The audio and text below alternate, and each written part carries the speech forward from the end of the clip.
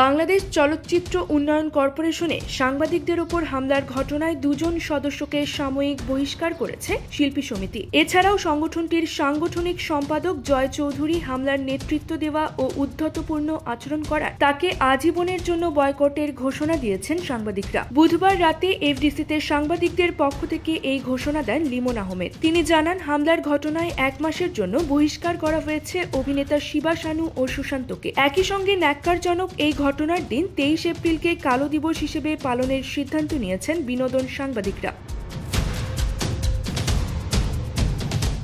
এর আগে এফডিসির ঘটনার তদন্তের জন্য 24 এপ্রিল সন্ধ্যায় 10 সদস্যের একটি কমিটি বসে, যেখানে সাংবাদিকদের পক্ষ থেকে ছিলেন লিমন আহমেদ, রাহাত সাইফুল, আহমেদ তৌকির, বুলবুল আহমেদ জয়, আবুল কালাম এবং শিল্পী সমিতির পক্ষ থেকে ছিলেন মিশা সওদাগর, ডিএ তায়েব, নানা শাহ, রুবেল ও রত্না। এছাড়াও সিনিয়র সাংবাদিক রিমন মাহফুজ ও কামরুজ্জামান বাবু সহ বেশ কয়েকজন উপস্থিত ছিলেন। উপদেষ্টা হিসেবে ছিলেন প্রযোজক আরশাদ আদনান।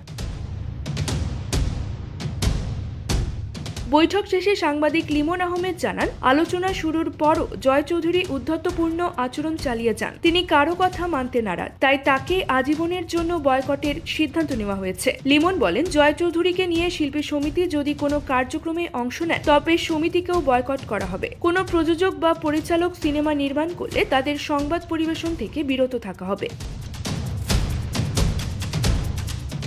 বৈঠকে শিল্পী সমিতি আহত সাংবাদিকদের চিকিৎসা ও ক্ষতিগ্রস্ত যন্ত্রাংশের ক্ষতিপূরণ দেওয়ার প্রতিশ্রুতি দিয়েছেন বলেও জানান তিনি। একই সঙ্গে প্রতিবছর 23 এপ্রিল কালো দিবস পালন করা হবে জানিয়ে লিমন বলেন, এই তারিখে বিনোদন সাংবাদিকরা কোনো সিনেমার খবর প্রকাশ করবে না। এখন থেকে প্রতিবছর 23 এপ্রিল কালো দিবস হিসেবে পালন করা হবে।